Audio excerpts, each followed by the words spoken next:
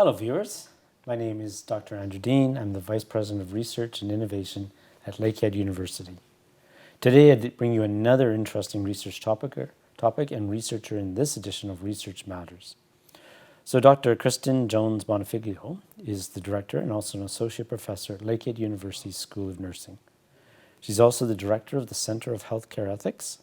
This year she celebrates 20 years as a registered nurse and a proud Lakehead University alumni.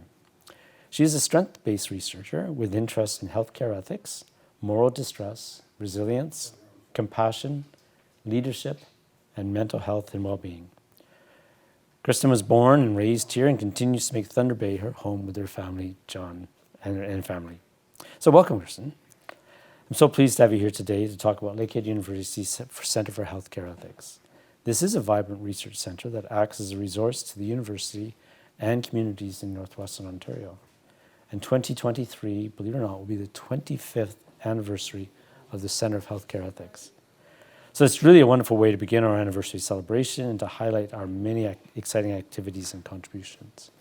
So my big question to you is, please tell us, how did you first become involved in healthcare ethics? Thank you for having me here, Andy, and I'm thrilled to think about 25 years for the center coming up in 2023. For myself, I was really involved at the beginning when the center was first becoming a center. I remember in my undergrad nursing class at Lakehead, they had one lecture on ethics. It's changed a lot now. We have a whole course on ethics now. And I heard about ethics and ethical issues, and I was hooked. And I started going to the really early presentations that the center put on. And then it just so happened that when I took my master's, my co-supervisor was Dr. Yarrow Kodlik, so he was the founding director of the center. And we started talking about what I might do research on, and he suggested moral distress. And like a good graduate student, I said, that's a wonderful idea. I'd be thrilled to explore that, and I had no idea what he meant by that. So I ran to the library, and I started studying moral distress, like 20 years ago. And moral distress is about when you think you know what to do, you know what the right thing is, or at least you feel like you know what the right thing is, but then you can't do it. Either you have to do something else or you can't act at all. And so this idea of moral distress has been around for quite a while. And so I was happy to start researching that. And my initial study into moral distress was in the North. I looked at moral distress in social workers and nurses in community healthcare settings. And so my initial study with it was a survey, you know, the old paper survey that you popped in the mail. And the thing that was really amazing about that study was not how they answered the survey and checked the boxes, but the very last question, you know, the classic researcher question, is there anything else that you need to tell me about that I should know about? And they wrote their stories all over my questionnaire. They drew arrows, they wrote in tiny lettering, and they shared the most incredible stories with me about the things they were struggling with in their practice. And it was from that I realized that moral distress really matters, and healthcare ethics is something that we really need to pay attention to. So through reading those stories, I started to understand that I knew moral distress better than I thought I did. I had experienced it myself as a nurse, and so it became really important to me. So that was an area that I did my PhD in, and I talked to nurses across the country about what they were experiencing in terms of moral distress, and was able to actually write a book. So I wrote this book as part of the International Library of Bioethics, so healthcare ethics through the lens of moral distress. And really, I wanted to have a bit of a handbook where people could have a condensed version of like 40 years of literature, and also just next steps about what can we do about moral distress. And so this is very timely that it came out in 2021 because of the pandemic, and certainly renewed attention to healthcare ethics in practice, issues like burnout, and those types of things that nurses and other healthcare providers have always struggled with, but now organizations are really starting to pay attention to that. So that was kind of my start into healthcare ethics, and certainly with working with the center from its early days all the way till now.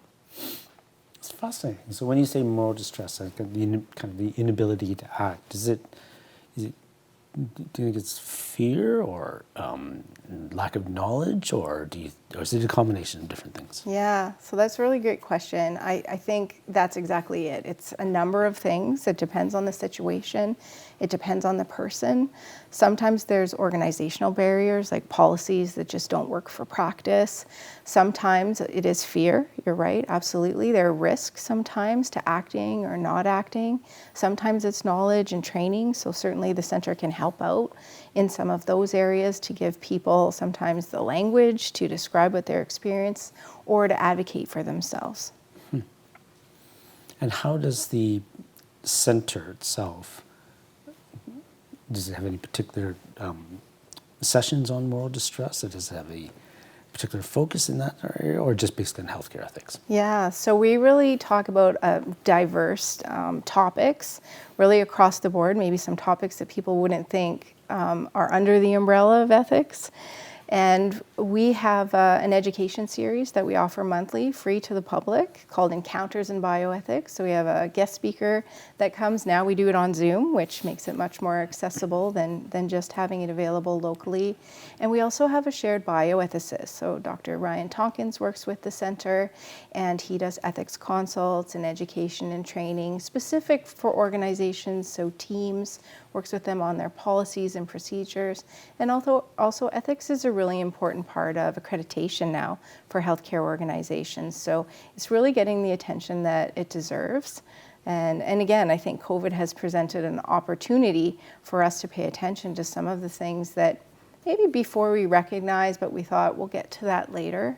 And now we're recognizing that, even the things that we've known about for years, we've talked about, ethics is not new, but we recognize we need to go back to basics. We need to go back to some of those conversations.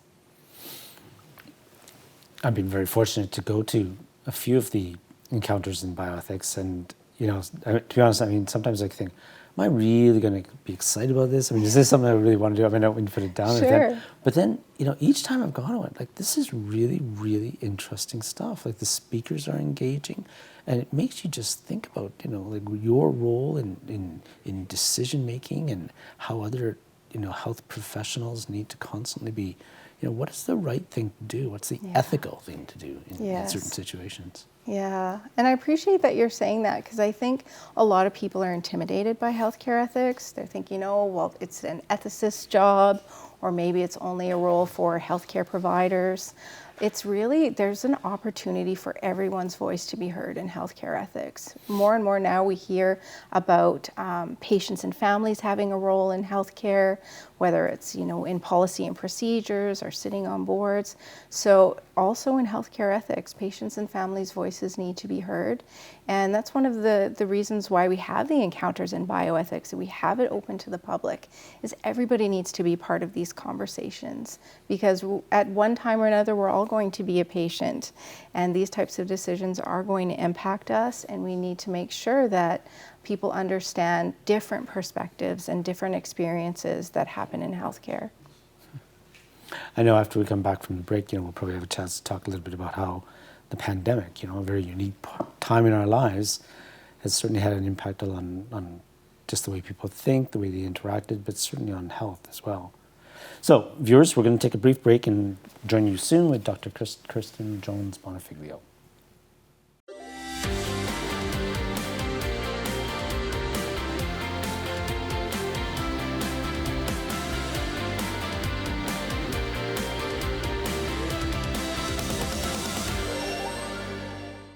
Welcome back, viewers. You are watching Lakehead University's Research Matters.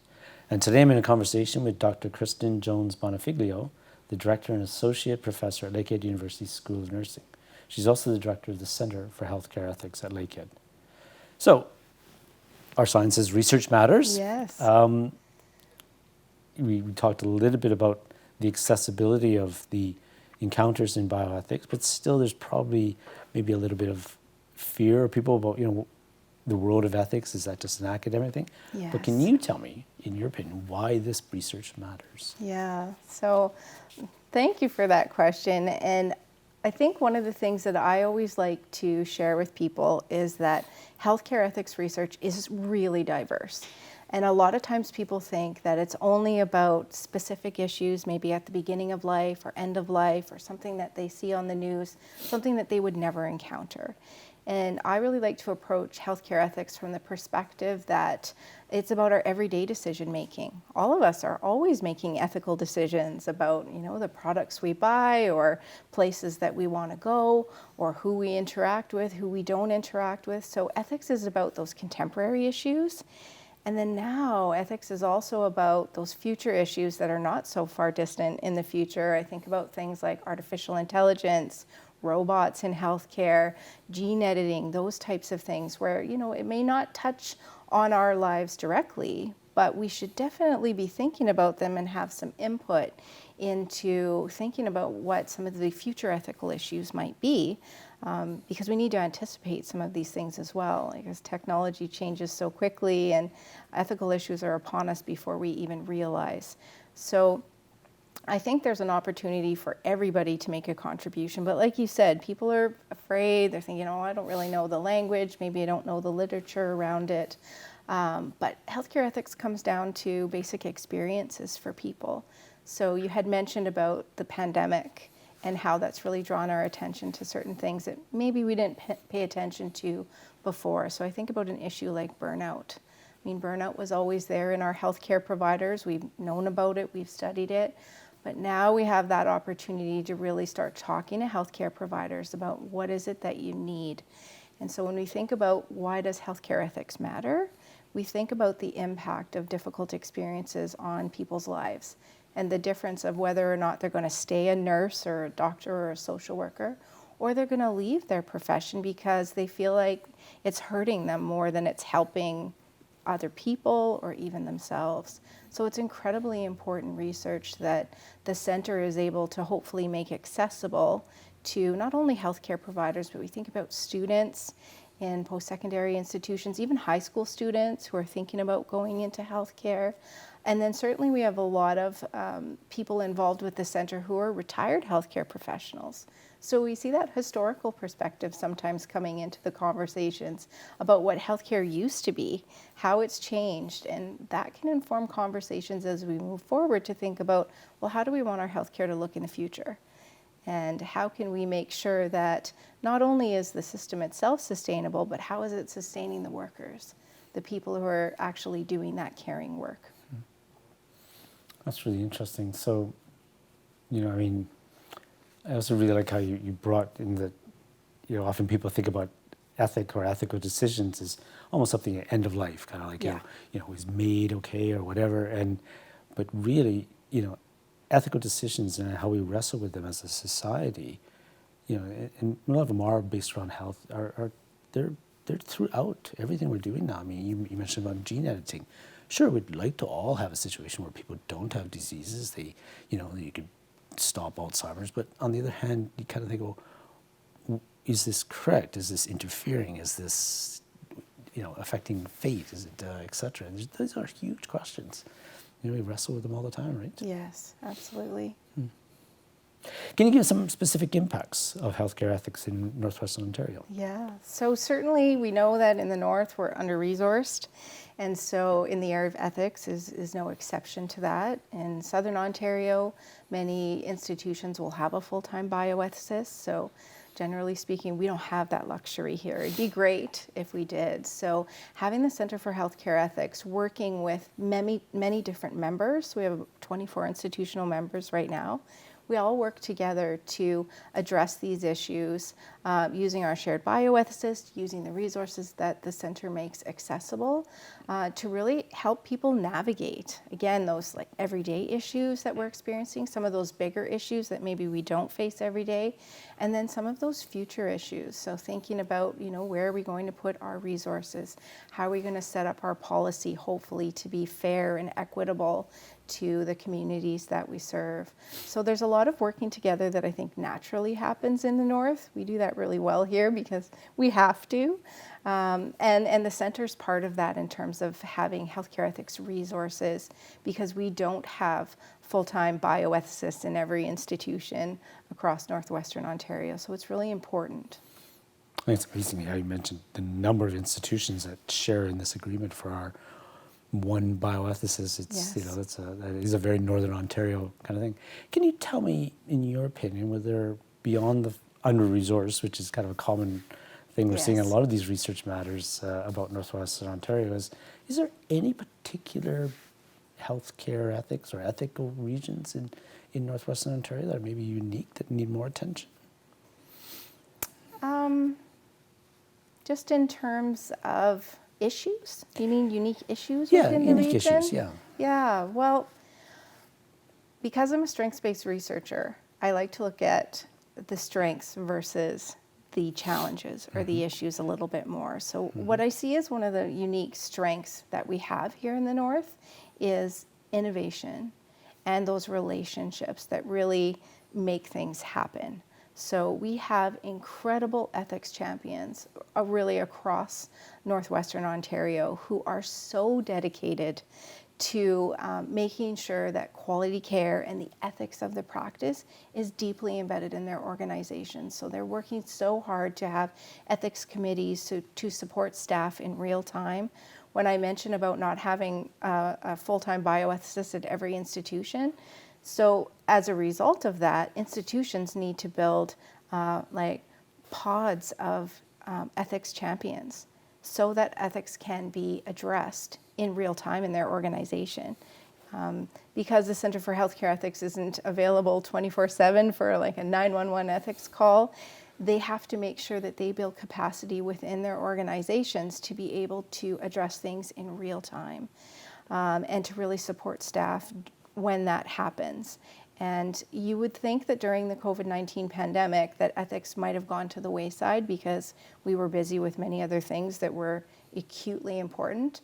But what I've noticed is ethics has actually come to the forefront for these organizations. And again, when you think about some of these healthcare facilities and academic areas being maybe under-resourced, we're seeing healthcare providers who are going above and beyond to make sure that those ethical resources and the ethics of their practice is at the forefront, which I think is really amazing.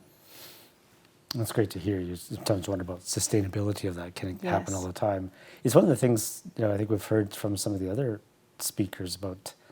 I maybe even think just like clever resilience in some sense in Northern Ontario. We don't have as many people, we don't have as many resources, but that doesn't mean we'll just give up on certain things. We're not going to give up on making sure we're as ethical as possible. So how do we build up those support systems in place? And how do we make sure that we're supporting each other in some sense, actually? That's interesting. Okay, very interesting subject area, Kristen. I have way more to discuss with you, obviously, after the brief break, and we're going to be right back.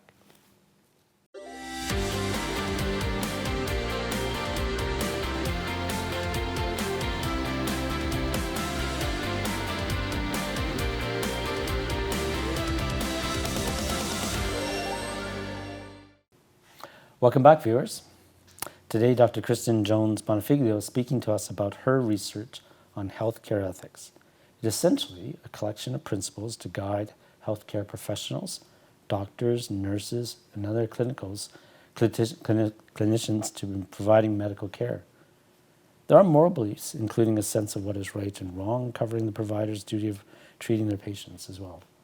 So I'm going to ask you, can you give us some actually specific examples of the applications of your research? Certainly. So, as I mentioned before, I think healthcare ethics gets a bit of a stereotype to it. And through the Center for Healthcare Ethics, we like to kind of think outside of the box. So ethics encompasses so many different areas. So I'll just give you an example of something that might be a bit unexpected. So recently I was able to write a chapter in the 5th edition here of the Psychiatric and Mental Health Nursing for Canadian Practice textbook. And I wrote the chapter on suicide and self-harm. And you might think, well, how does that fit under the ethics of practice? So not only does the chapter recognize suicide and self-harm for patients and families, but I've included in the chapter for healthcare providers as well. So when we think about really difficult ethical issues, we need to also think about the impacts that can have on healthcare providers if they don't have the resources and supports that they need. So just speaking really broadly and making sure when we're talking about in healthcare, we're not only talking about patients and families. Yes, they're our most important reason why we're there, but we also need to take care of our healthcare providers as well. So I think that's an example of some areas of ethics that maybe people don't expect, they don't anticipate. But again, the COVID-19 pandemic has given us that opportunity to think about things that we always knew about, but maybe we didn't talk about. And ethics is that opportunity to talk about difficult topics in a really safe way. Another example that I might give you about impacts that might be unexpected. So some of the research that I do is very much arts-based. So you could see behind me, I worked on a project on compassion in nursing education, myself and Dr. Michelle Spadoni, and we worked with a local artist, Brian Niemanen. So this is his work, and this is his depiction of the journey of developing compassion as a nurse educator and as a nursing student. So it depicts that flow of movement between the light and the dark, the difficult experiences and the joyful experiences, bringing us as close to center as we can as we figure out how to be compassionate not only with ourselves, but also with others. So those are just two examples maybe of some unexpected impacts of healthcare ethics research. Those are great examples. As with most research, we have students to support, we have travel, we have trials to run. Are there any particular funders that have helped on with your projects? Yes, so I'll give you the most recent examples. So I mentioned our shared bioethicist, Dr. Ryan Tompkins. Right now he has a social sciences research grant, so a SHRC grant, working with gene editing and vulnerable populations in Canada. So he's a philosopher as his background, really looking towards the future of the decisions we make around gene editing, and are those decisions going to be fair and equitable for all populations, or might it impact people in an adverse way? And just unpacking some of those things, maybe not so much for the future, like we're living that right now, and really having that ethical lens on the decision making that we're doing for something like gene editing. I wonder if we could go back a little bit to talk about moral distress. Sure. and the pandemic. You mentioned at the very beginning how, what is moral distress and how this can actually, affect somebody's, state of mind as a healthcare provider. Do you think the pandemic's only raised that even further, or what's your impression of that? Yeah, so I would agree with you. Again, I think the pandemic has been an opportunity, and it's really helped us to pay attention to things that we should have been paying attention to before. When I think about the work of the center and what we offer to healthcare providers and students as well who might be coming into the profession, we always think of it in a threefold way. So how can we impact people in terms of their head, their heart, and their hands? So we look at disseminating knowledge and making research really accessible. As I mentioned, that arts-based connection, I think, makes research more accessible. It invites people to come into the conversation that maybe didn't feel that they belonged at the table before. I think about examples where we've used digital stories to talk about difficult issues and healthcare ethics issues. The heart piece, I think it's really important to recognize that these issues can really impact people emotionally. Most healthcare providers come into healthcare because they really want to make a difference. And if they feel like they're not doing that, their jobs can be obviously really, really difficult. And the last piece is the hands, so the practical and the tactical, giving people the skills that they need, and a variety of skills, because you can't just have a hammer to do the work. You're probably going to need a toolkit. So encouraging people to just keep building their skills to face the problems for today and in the future. It's interesting how you mentioned that the pandemic exposed certain things that were already there before the pandemic, but you needed to either shine a spotlight, sorry the pun, or you needed to, raise the awareness of this or have time to think about those. And I worry sometimes that once we get out of this pandemic and we think, 4 or 5 years later, will we forget about those things that we said they were there before the pandemic? Yes. And this sounds like an exact one. Like healthcare providers are, they're in the news all the time. We're constantly saying this is a very, very difficult job with a lot of, burnout and overtime and stress. I do hope really we really understand that that is a reality, and it was there before. That's right. It's just that now we all needed to make sure we had healthcare providers all the time. Yes, and you're exactly right. We did that for SARS, and we didn't make a lot of changes, and I think we crossed our fingers and hoped it wouldn't happen again. So I hope we don't make that same mistake now with this opportunity we've been presented with. I think we need to write these things down so that Yes. our collective memory doesn't go away. So, you're an academic and a researcher, but what does the research and work of the Center of Healthcare Ethics mean for your role as the director of the School of Nursing? So this kind of back into the School of Nursing. Yes, so I love the connection between the center and the School of Nursing. Really that opportunity for us to connect all of our students, so not just nurses, also within the Faculty of Health and Behavioral Sciences, to the research that's available right now and helping them to think about how they should be incorporating ethics into their practice every day. And we really take the stance of connecting students with their values and with the relationships that we have. And that's that center point that they should be making their decisions from. And it's not about making a perfectly right decision every single time. We all make mistakes. We all learn and hopefully grow from them. But it's that opportunity to really be humble and reflect back on the decisions and choices and the outcomes as they're practicing their profession, and to hopefully learn and grow from that and to support each other. Because to do this work, we really need each other. So we're all in this together. And we really hope that through the center's work and the connection with the students at Lakehead University, we can hopefully contribute to future healthcare providers that are resilient and innovative and really able to take really good care of the patients and families and communities that they're part of. Okay. So where can our viewers hear more about your projects? Is there a website or a social media platform? Yes, so certainly on the website of the School of Nursing, also the Center for Healthcare Ethics has a website. The Center for Healthcare Ethics is on Facebook, and the School of Nursing just got an Instagram account. So check us out in any of those places. Okay, it's good for the viewers. Well, thank you, Kristen, for sharing this important and interesting information. The field of applied ethics concerns a vast array of moral decision-making situations in the health sector or practice, aside from the procedures and the policies. The clinical relationship between the healthcare professional and the patient is obviously critical. So viewers, this concludes our conversation today. I look forward to meeting you again to share another engaging research topic and a researcher from Lakehead University. My name is Andrew Dean, Vice President of Research Innovation, wishing you the very best, and thank you, Kristen. Thank you.